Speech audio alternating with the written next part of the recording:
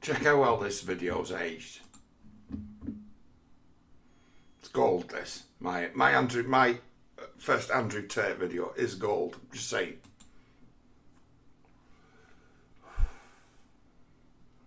Shouldn't be.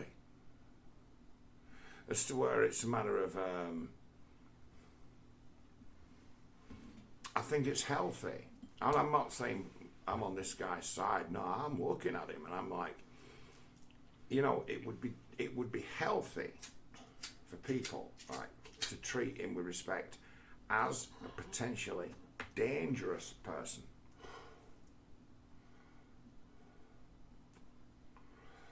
And I'm like, yeah, he's more dangerous than Charles Manson was, and the same creature, pretty much. But he's like if Charlie Manson made millions in something like record production or else songwriting, he's that guy. He's like Charlie Manson who made a load of money, but he's still Charlie Manson. He's still running girls. Does he tell these girls that he's on a mission to save the world, I wonder? Fantasises about being Batman. I wonder if he has that going as well. It's like if he wants to discuss those sort of notions one day with someone who understands what it is to feel as though one is driven. I'd love that. I'd love to have that conversation with Andrew Tate. It's like, who do you work for?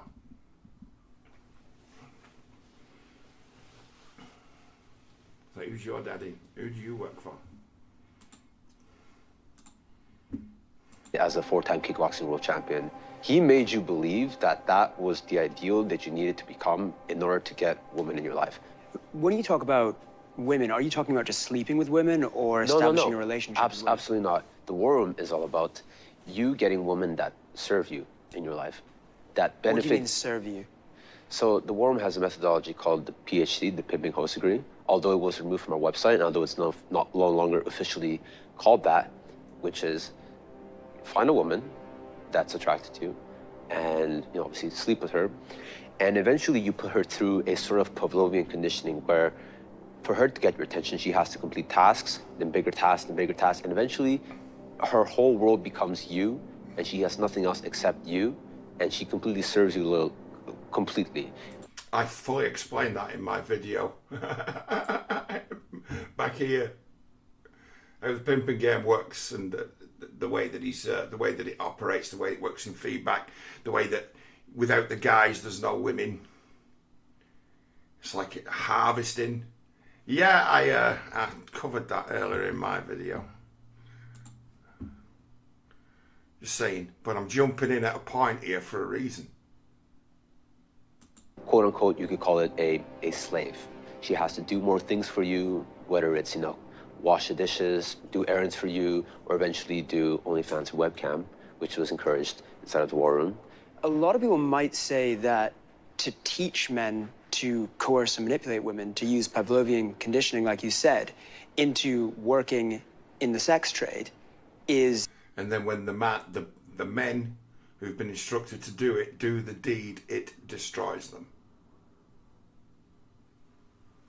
Like a ritual, a sacrifice. It's death cult. Oh yeah, death cult. If the ritual to get you in a circle is to pimp someone deliberately and destroy them deliberately and turn them into a slave deliberately and then insist that they get your name tattooed on them and then so you can show off the tattoos in the war room. No way back from that. Going to hell, son. You deserve everything you've got coming to you, having taken part in that kind of sick ritual that bound you to the war room, to the cult. That's a cult beyond a gang, isn't it? A cult beyond a gang. A cult beyond a brotherhood. A cult beyond a club. A club beyond an association. Every member of our club has turned out an innocent and made a slave of them to prove they could do it.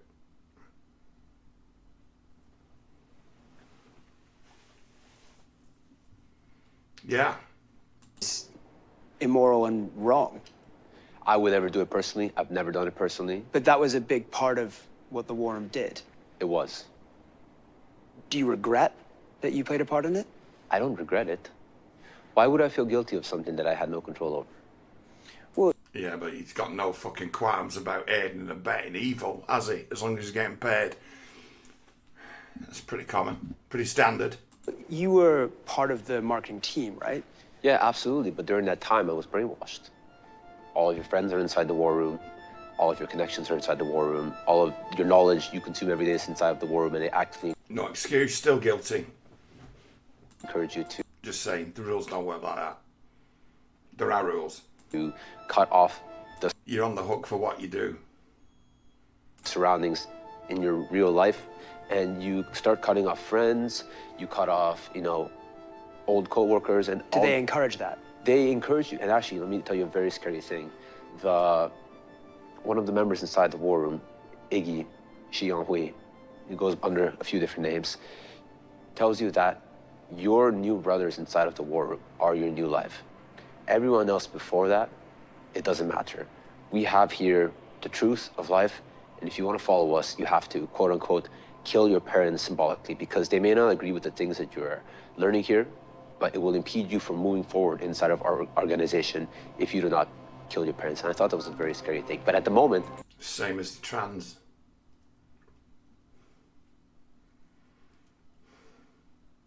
Same as the LGBTQ.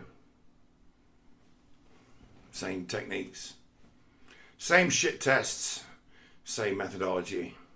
But they don't call it magic, do they? I actually believed it, believe it or not. I was so brainwashed. The war room and the events, they literally describe it as a cult. Semmelweis, Iggy, he basically said, let's not kid ourselves. This is a cult. Who's in charge? Of the war room? Let's not kid ourselves. That's brilliant, isn't it? It's contradiction. That's an example of Iggy's spells, isn't it? Spells.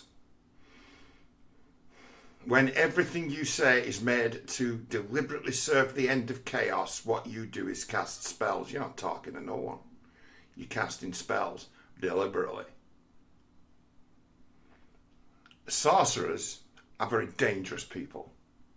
Chaos magicians and sorcerers are a disaster. The fact that they exist in the world is a tragedy. Them being enabled like they've been enabled, because this Tate empire could have been wrapped up in 2016 when they had the goods on him for those cases in the UK.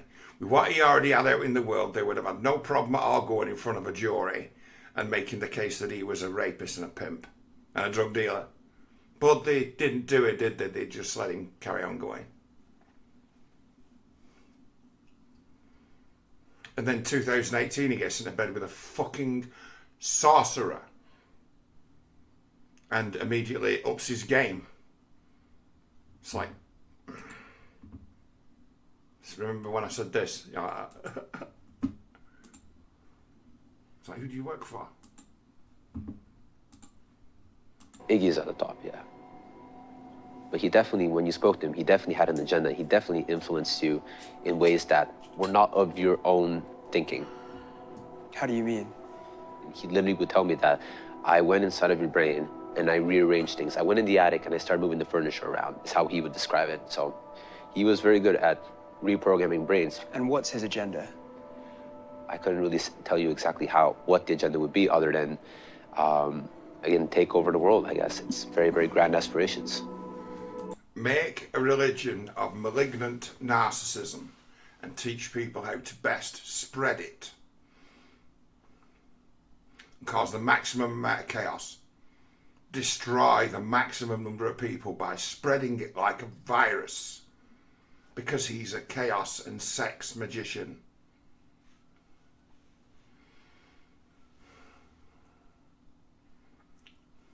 can't do it himself. He's only good for pimping, scruffy teenage girls off the street. He hasn't got the sort of choices that Andrew Tate's got and the generals of the war room have. He hasn't got the flash, he hasn't got the looks, he hasn't got the talent, he hasn't got the charm.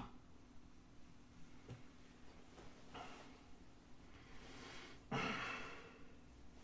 you know something? I'll teach you guys something about the top G, right? The top G. The top G would be a 33rd degree Freemason, right? And do you know what the top G is supposed to do? He's supposed to act as the, Yoda type guru. He's supposed to be able to help and repair and resolve and make peace amongst his brotherhood. It's a bottom-up and top-down system that he's invoking with his top G.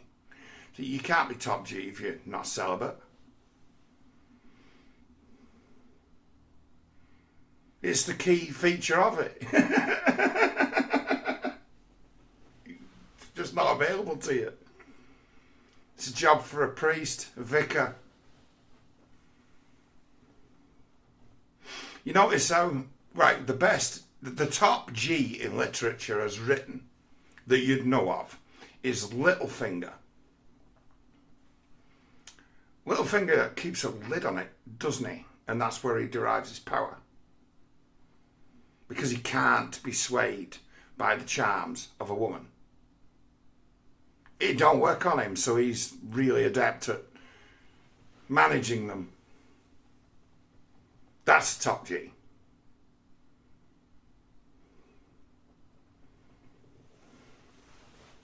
Just, if you want to be, if they want to start throwing terms around like magician, sorcerer, spell, they really should understand what these terms mean before they use them.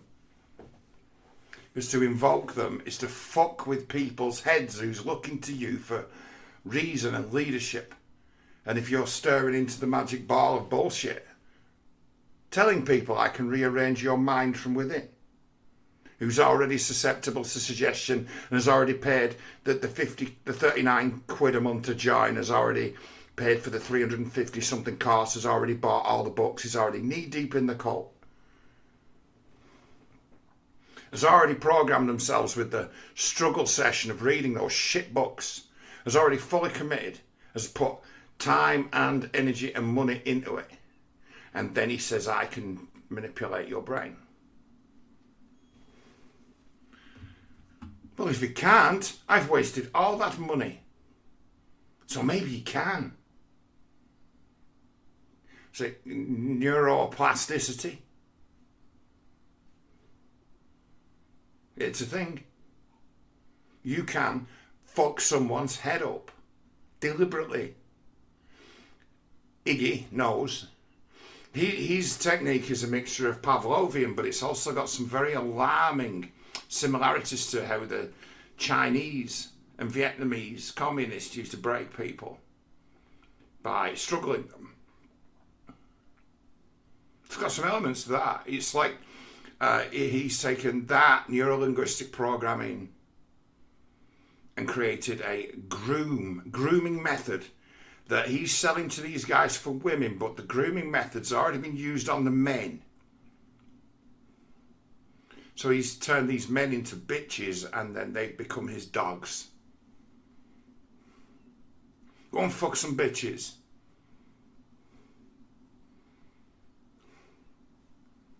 It's like, we'll get to it. I'll let it spin. What a job this guy does for me, who made this documentary. I'm so pleased with what he did.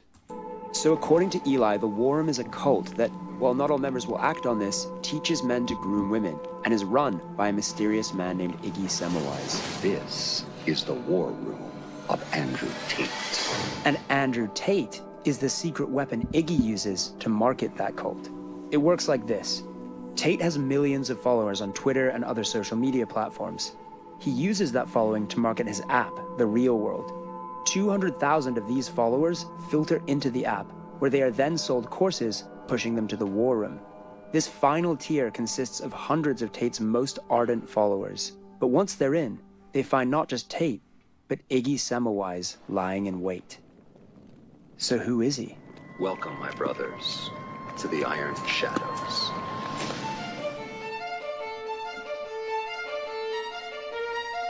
It turns out his real name is Miles Sonkin.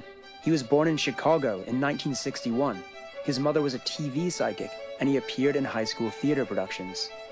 He later studied hypnosis and neuro-linguistic programming, a method outlined in books like Frogs into Princes and The Structure of Magic, based on the unverified belief that you can influence the way a person will act using only your choice of words and tone of speech. Yeah, after you've battered them.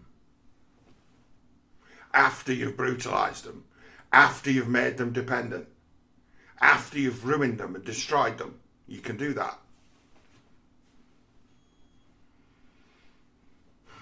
It's called pimping. It's absolutely ancient. It's a sort of a way of exploiting the system. It's actually the body reacting normally to an existential threat. Submit. Like a dog. Why does the dog submit? It doesn't bite the hand that feeds. Why do dogs that are violent submit? Because you raise your hand and it remembers that beating you gave it when it was real small and couldn't do anything about it, frightened it to death. If you start dishing out brutality, humans are quite easy to understand once they've been whipped and brutalized. It's more or less the same as keeping and breeding dogs or horses. Talk about shit that no one should know. Shit that no one should know. This is crap you will learn this 20 and 30 years ago when people be hearing about what the eugenicists of the world had in mind, what they understood about people, why they believed they could socially engineer based on that knowledge. And you've got little guy here, works it out for himself, takes that power that's wielded by the power elite that's always been there and has, in essence, fallen away in the last 100 years. The old power elite. We see things shifting back towards the old power elite in the world at the minute. They're trying to wipe out like the oil. They're trying to knock out the nouveau riche power, aren't they? They're trying to knock out the industrial power and the oil power. Put it back to the way it was 200 years ago with the right people running the job, who've obviously they've embraced environmentalism. Environmentalism itself being a cult and a religion not dissimilar from being a devout Jehovah's Witness. You're seeing signs of the end of the world in everything you see. And then in those more dangerous people that we found ourselves forgetting in the last 20 years, as to like before the times of 9/11, there was Zionist cults made up of evangelical Christians who were trying to accelerate trouble in the world in any way they possibly could in order to bring about the second coming and the rapture. I ain't kidding. They never went away. They morphed into what is now it's just Christian nationalism. I think it's captured the imaginations of a great deal of the people who in the recent years have decided to stop being leftists and become rightists because they can play the same game. They know somebody good has to play the other side of the dialectic. So this week we've got likely faces. Tucker Carlson warning of the possibility of a hot war. Viewers of my channel understand something of magic. Understanding something of magic is to understand that if you start talking about nuclear weapons around boomers, they start to get afraid and more malleable and more hysterical. I know this. Like the threat of lockdown now works as a psychic weapon, but the most effective psychic weapon to frighten people and muddy the water and have them fretting and wasting their fucking time is to start mouthing off like we're on the edge of a nuclear war, and that be in itself a grift. It'd be the same grift as the climate change grift. It'd be the psychological weapon, the fear and dread of death and the end of the world, and to think of the end of the world as anything but you croaking is just narcissism.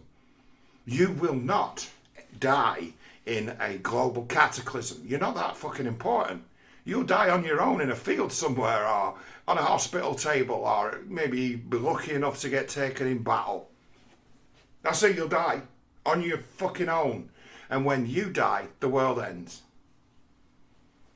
And that'd be as far as the world goes. That'd be the end you'll find. That'd be the way that everybody cashes out on their own. When their time comes. This notion of megadeath, that we all die on the same day, is witchcraft. It's ancient bullshit used to frighten people. It's fucking Ragnarok. And it marks a return to what is mysticism and Gnosticism. James Lindsay's he's new on the Gnosticism. I've been onto that as a game to play for a long time now. A very long time now. As to say, there's this game you can play as to where you can perpetually push the world towards chaos and actually win. Understanding that if what you predict comes true, all bets are off anyway. The doomer can't lose. This guy, he's opened his own department store, started his own franchise, made it suit his ends. What do you think he's into? Iggy Semmelweis is not his first alias. In the 90s, he lived in Japan as Douglas Hall, the self-proclaimed greatest pickup artist in the world. He sold courses teaching Western men to seduce Japanese women. He appears to have met Tate around 2018. Soon after, Tate starts selling his own courses, and in 2019, the War Room is established. In the War Room's chat logs from 2019, Iggy greets every new member. He sends them a document called the Survival Scrolls, which appears to be a manifesto outlining the War Room's agenda. Please read the following books in the exact order they are listed. They build upon each other. The Predatory Female, How to Dump Your Wife, Pimpology, the 48 Laws of the Game. They train you in setting up the female sexual slavery frames. G's are men of purpose, men of will, and men of power that the War Room builds. All women are merely dragons chasing them. G's understand this reality and use their power of purpose to bend the dragons to their will and get the dragons giving over their hoards of treasure while never letting the dragons catch them. It's not just about sexual exploitation. This is about financially exploiting women. It's about turning them into slaves that you can profit from. And not just through webcam, through a number of means, it seems. Seek out women with their own businesses, seek out women with family money, seek out women who are willing to give you their paycheck to use as you see fit. See, the crazy thing is, you could be a woman right now who thinks you're in a relationship with a man, but that man is actually a member of the War Room, and he is using a guide to manipulate you into giving him money. Armed with his real name, we've managed to speak to a family connection of Iggy. So Miles was really smart. He never went to high school. He ditched it as much as he could, but he was really smart in it. In the 80s, Miles was involved in like a cult or two. One was Maharishi. The Maharishi's leader believed he was directly spoken to by the gods, and former members have since claimed it was a cult. Yeah, he's someone who needed his head kicking in. Right in. The Maharishi. A bullshitter and pervert. You know, all those, the famously members of the Beatles, like buggered off. Because they were onto him, they sniffed him out. It's like, something fucking dodgy about this guy. I'm off. They got the whiff of him being a perv.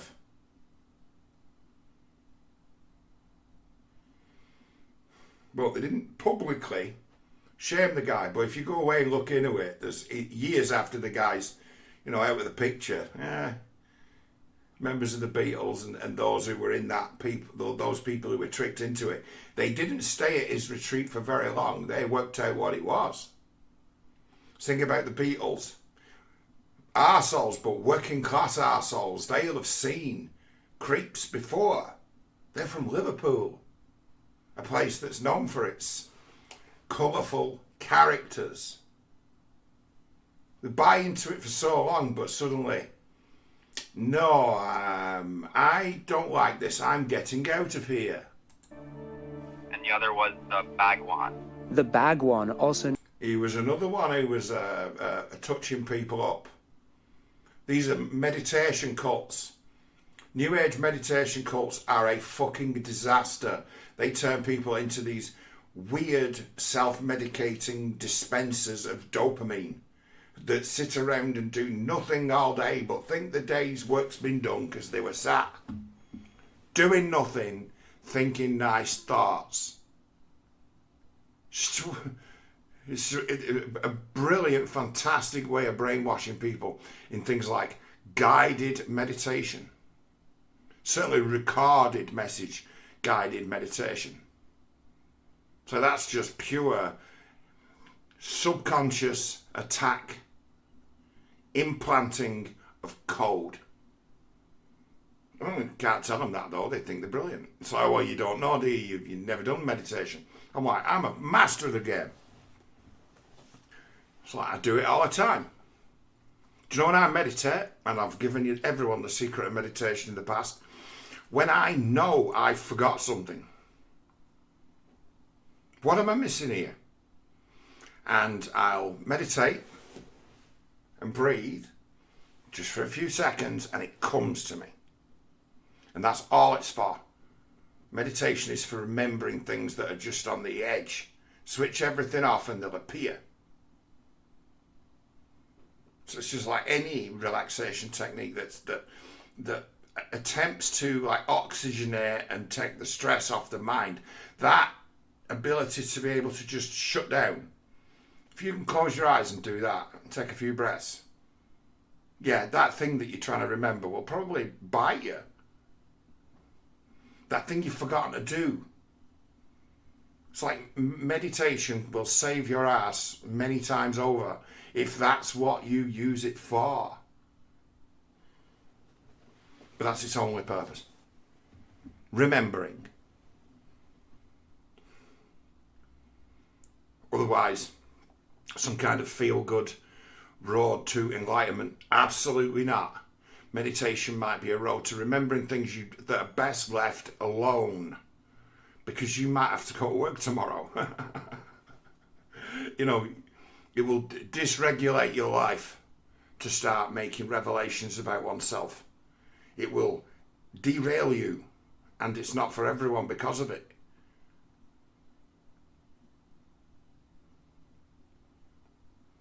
Known as Rajneesh, was another Indian-based meditation cult featured in the Netflix series Wild Wild Country.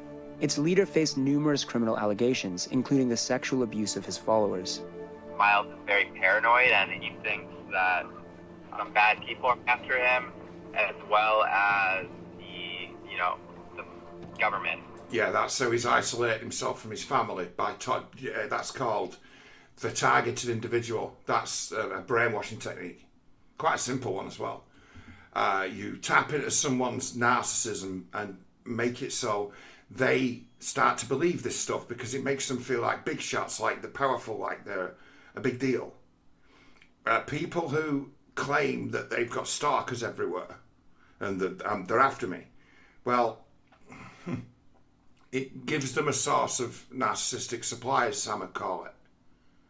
They get something from it.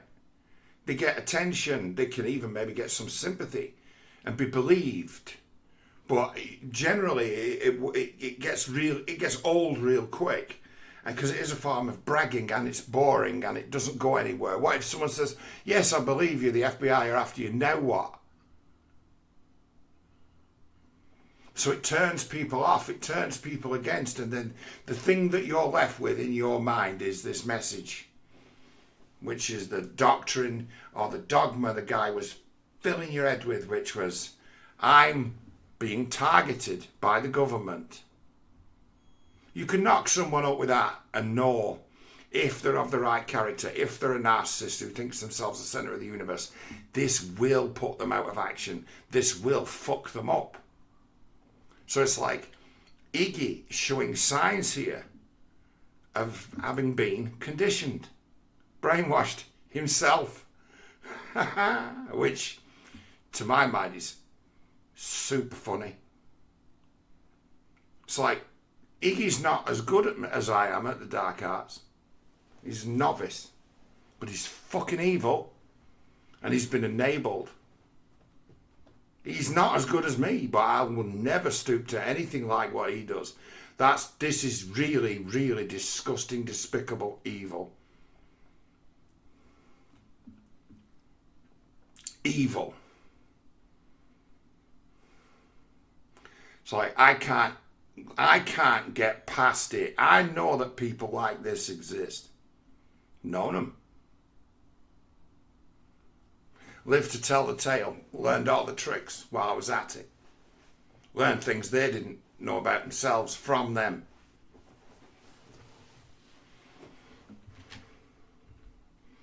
And it's my humble opinion that this should be an extrajudiciary thing.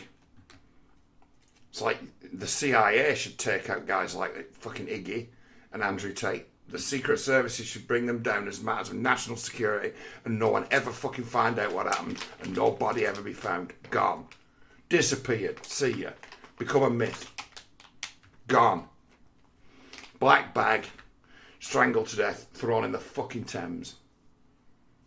Seriously. But we shall continue. Like FBI. He said, if I disappear, I was murdered. Like he's on edge, hiding from someone. So Iggy was in 2 alleged cults in the 80s and is now using the image of Andrew Tate to create a cult of his own. Everything we find out about this man is so surreal. And it gets even weirder. Iggy frequently mentions a fantasy novel called The Scarlet... Like he's on edge, hiding from someone. Imagine how powerful this guy'd be if he'd read Dune when he was a kid like I did, or else read Lord of the Rings. Wow, this guy'd have some shit to draw from. I mean, Sauron is like, he's the ultimate cunt, isn't he? Sauron is like, he is a real cunt. He gets it. This guy, he's, let's say, magic, I call it legendary bullshit, we'll call it. Why he's a magician. His story of his magical path. His legendary bullshit is actually based on a Lord of the Rings knockoff, which is kind of funny to me. So Iggy was in 2 alleged cults in the 80s and is now using the image of Andrew Tate to create a cult of his own. Everything we find out about this man is so surreal. Let's have a look at his spells. And it gets even weirder. I am the master of spells and shadows, order of the King Cobra, keeper of the Scarlet Citadel, inside the war room of Wudan. Ha! You don't get to be Odin, sorry. Until the day you could take me in a fight, mate, you don't get to be Odin.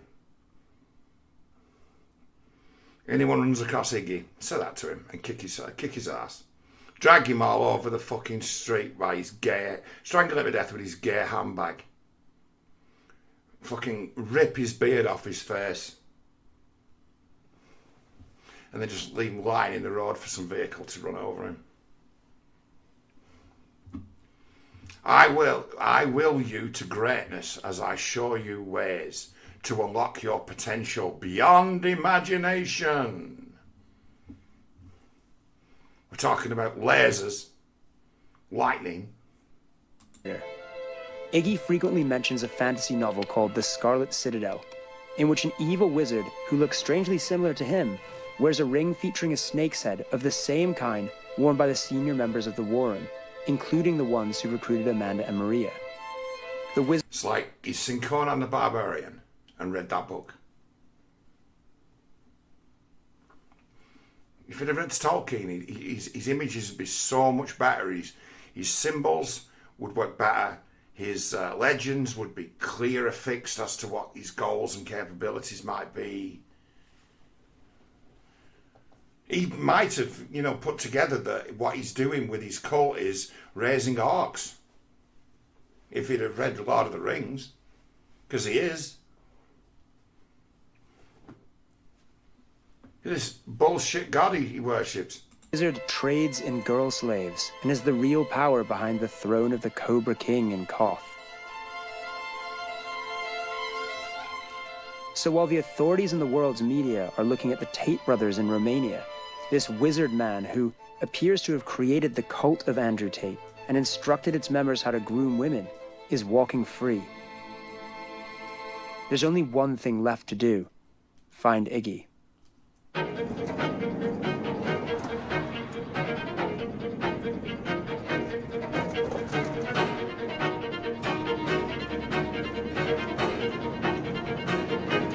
This filmmaker here, right? I'm a little bit bitter because I'm only 1 degree of separation away from this guy. Believe it or not, I get some credit for this. I'm like something like 0.2% responsible for this.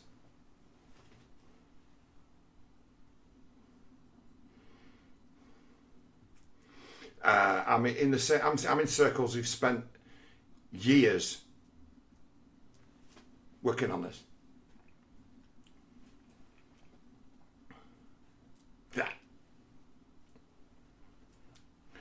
That guy'd be 1 degree of separation away from me. Why didn't he take me when he went to see Iggy? I'd have loved to have gone. Take me with you. I'll do my bit off camera. I'd give anything to meet him in a street like that. Anything.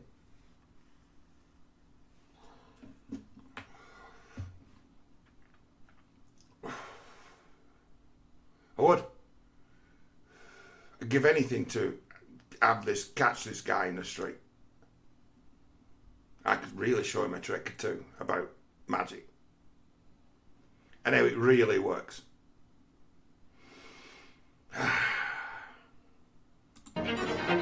So we've just found an audio file in the chat logs that appears to have Iggy addressing a war room event. So we're going to give it a listen. We find ways of making money. Put that money together, get it rolling. Cash, more cash, take more money. Take all their energy. And cash is energy because it's currency, it's flowing, keeps flowing. Behind scenes, I know men in the war room that are doing amazing things, that are becoming amazing men. Truly amazing men. And you wouldn't even know it from reading the papers or watching the news. But it gives me incredible energy and it gives me incredible hope when I have a chance to meet up with you guys and see you every morning and afternoon and evening in the war room. Whenever I need that energy, it's just a jolt. Just go into the war room and drink energy, pure nectar, pure power. It's all great. It's all great, and we've only just begun. It seems like Iggy is in this for something bigger than money or fame. Iggy clearly has a plan for his war room members, a plan that involves using them to execute his vision of the world, in which women are subjugated into sex slaves and financially abused. But there's one group who are trying to thwart this vision: the Gamma Secret Kings.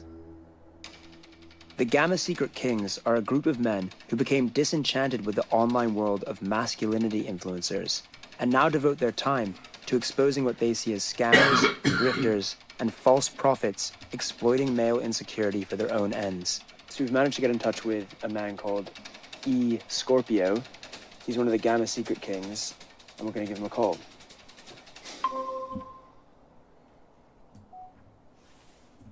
Hello? Hey. Hello, Mr. Shane. All right. What is your take on the grand scheme of Iggy then? Iggy is not, he's not an appealing man at all, in my opinion. Whereas Tate, you have Tate who is a you know, a man who is at the peak of his physical prowess. He's a you know, an attractive looking man. So why not have that as your honey to lure in these men that want to be that image themselves. They don't want to be like Iggy. They want to be like Tate.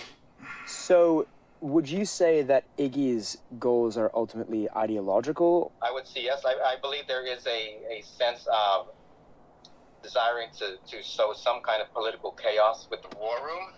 That they're these generals in the culture war. They're very angry. They're very they are frustrated with society, and they are very receptive to this idea of you can own women. Are these men true believers in the political sense? I would say yes. As if this investigation wasn't strange enough already, we're now on our way to Koreatown, LA, to stake out the apartment of a self-proclaimed wizard who's building a cult of abusive and manipulative right-wing warriors who are somehow meant to take over the world. Okay, this is Iggy's road right now. See, look at where he lives. I could have strangled that bastard, left him for dead, and it wouldn't have been out of the ordinary. He could have just dumped his body in a dumpster and nobody had said nothing. Okay, it doesn't look like any of the houses here are expensive. For the kind of grand master priest of the war room, you'd expect it to be a little fancier. That's it there. He's actually not that bad at taking the piss out of the magician. I'm the best at taking the piss out of magicians, though. Yeah, I really enjoy it. It's my favourite thing in the world to do, and that's a poor reflection on my life. It's like, John, it's like you've got some peculiar taste. It's like, yeah, if you can give me access to someone who considers themselves a spiritual or mystical being for anything longer than a minute, I will drive them to absolute fucking despair. I love taking the piss out of them. It's the funniest thing you can be doing. Where? Yeah, Up there on the right, those people just came out of it. It's like, well, if you're a sorcerer and a magician, well, so am I. Just so much better at it than you are. Kind of nervous because, you know, what if we actually do find him? What is his reaction going to be? What difference between me and, you know, someone who's mouthing off is that, you know, I will guff your nuts at the same time. But there you go.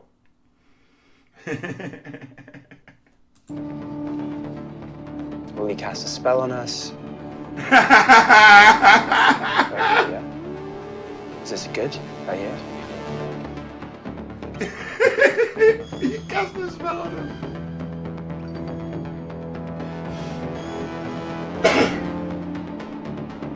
Okay, let me go and have a look. To cast a spell on Iggy, right, you need a big stick, similar to that big stick I've got, and you need to charge him with it and shout, "Pimp scum, be gone," and fucking poleaxe him with the fucker, and then when he's on the ground, kill him, finish him off. That's the best possible spell.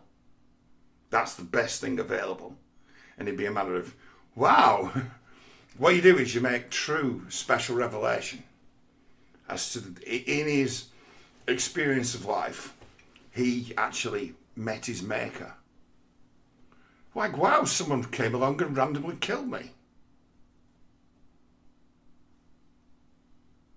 Jesus wept. And, you know, in that moment, he learned the truth of divine revelation.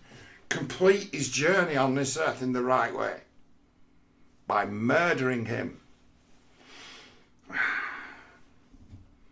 People used to understand this around people cracking on they were witches and magicians and being, in essence, pimps and paedophiles and slavers and abusers and users of people, but in their own way, cowards, worthless, nothing at all. It's like, this is actually fun. I will play the whole encounter. We're just trying to check. It's like, you don't expect much of it, but the ending is priceless. If the apartment number we have for Iggy is correct, our producer Tashi's gonna go though because he recognizes what I look like.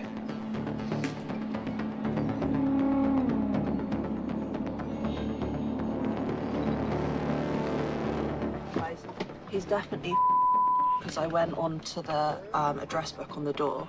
Miles Sonkin, apartment. Oh, nice, okay. I think we wait for a bit.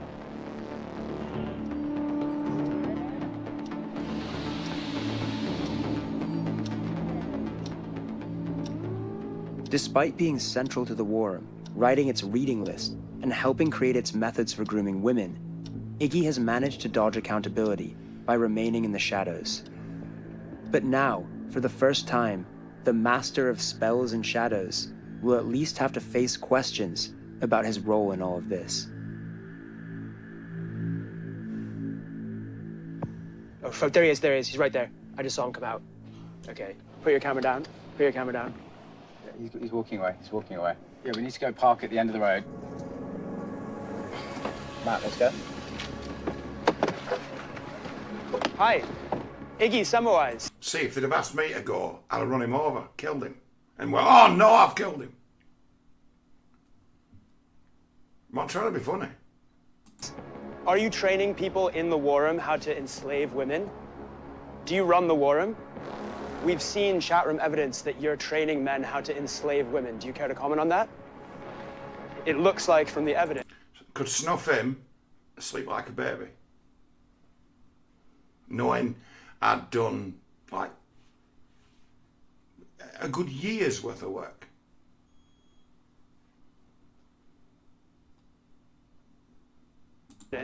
That we've seen that you're instructing men how to enslave and manipulate women and coerce them into. Grab hold of that gay handbag and use a strap to strangle him. Swing him round by it, rough him up and strangle him to death. He's there. The webcam. You have no comment on that at all? How long are we going to walk for before you answer me?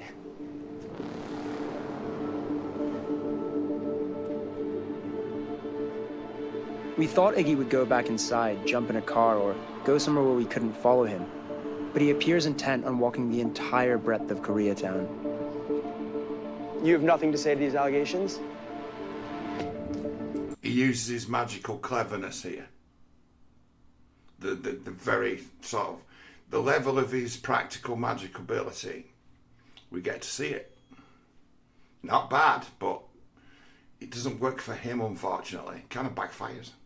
Iggy, we've spoken to several women who allege that members of the war room abused them, coerced them, were physically violent to them. As the grand high priest of the war room, don't you have anything to say about that? You don't teach men how to get women to fall in love with them, sleep with them, and then coerce them into webcam. You've used the exact phrase, female sexual slavery. What does that mean? What is it that you saw in Andrew that made you think he was the perfect person to front this whole operation? Are you not worried about these allegations? You've nothing to say? You don't want to defend yourself against these allegations at all? Well, it looks like Iggy Semmelweis, aka Miles Sonkin, doesn't want to talk to us at all.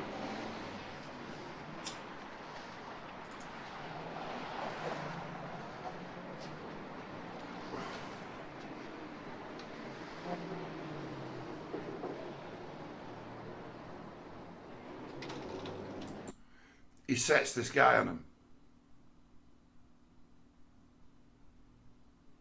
He goes somewhere familiar as quick as he can and sets a bemused, duty-bound member of staff at this cafe to go and get him out of trouble. That's the limit of his magical power. But this is the best bit of the whole video. Hi. Hi. This guy says y'all are bothering him. We're journalists from the BBC. We're actually investigating this man for running what appears to be an organization that teaches men how to coerce women. Yeah, for real. No, I got that vibe because he comes here a lot. Does he come here a lot? Yeah, and you got the vibe, is he always bringing different women? Yeah, I thought he was a pimp. You thought he was a pimp? Yeah, but he did.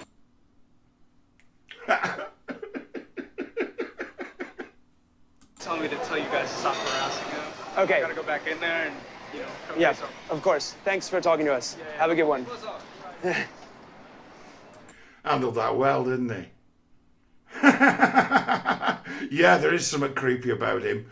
I've seen it too. I've noticed it as well. I thought he was a pimp. What do you think he meant by that? We've given a chance to Iggy to respond to the very serious allegations that people are making to him, including those of multiple women who accuse him of running an organization that trained men how to coerce them, manipulate them. And some of these men, they say, also physically abuse them. We've given him a chance to respond. He has nothing to say. So what does he do? What was he doing in that last little shot? What was his reaction to this being stood up? He tweets. There he is tweeting. Matt, I think Iggy just tweeted about you. About me?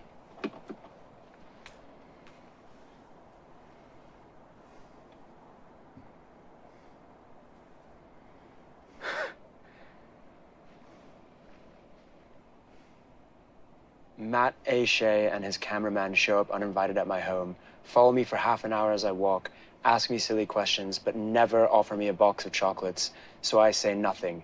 Now Matt will never know who the real mastermind of the war room is.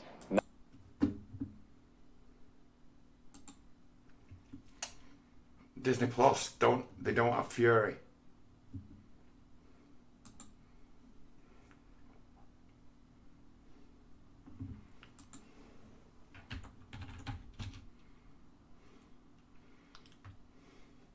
How do we find him on here?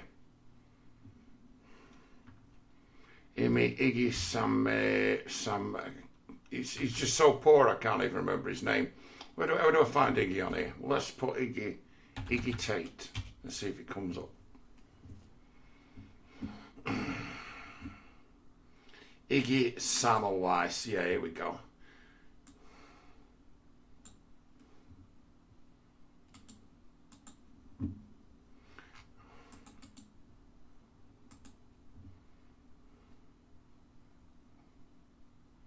Where is he? That could be a fake one. Where's the real one? Is that the real Iggy account?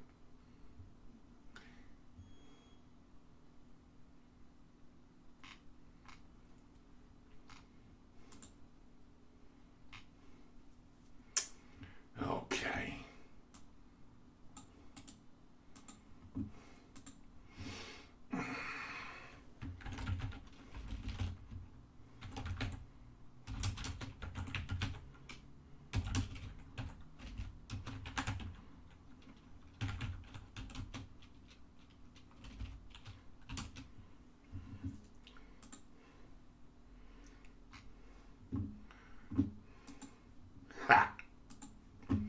Matt fucked up again. I mean, it's pretty obvious it's you. Who's the real mastermind of the war room? Every single time someone buys a DMG t-shirt, Matt Shea gets an email to his personal email address, letting him know that a DMG shirt has been purchased and someone is walking around in the world with... These guys think this works. This magic ain't very good, is it?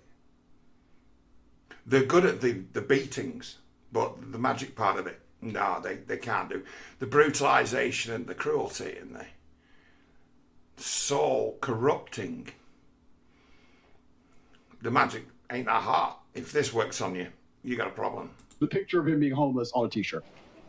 By now, the war room is clearly aware of our film, and they ramp up attempts to discredit us before its release. He's obviously working on some new film piece, and he thinks, oh, finally I'm going to get Andrew Tate back with my...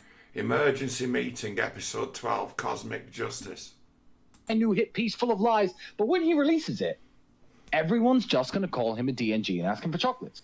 No, he has released it. Everyone's calling you a fucking pimp. And a fucking satanic minion of a madman.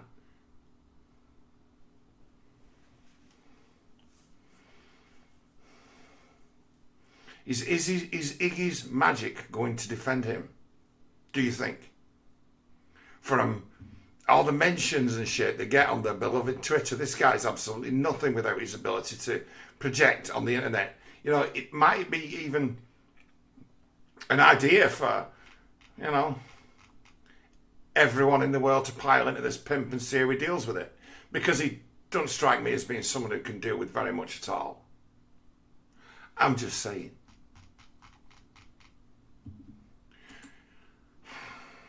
So Iggy dealt with very well, but I'm just disappointed he just wasn't murdered.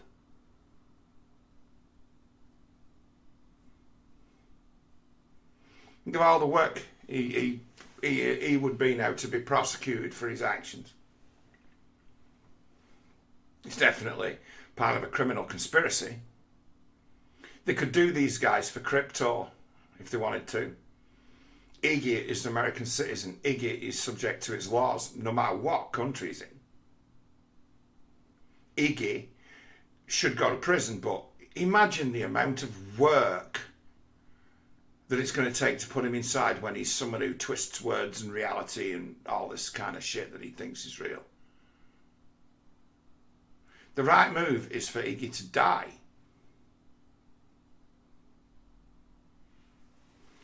It is.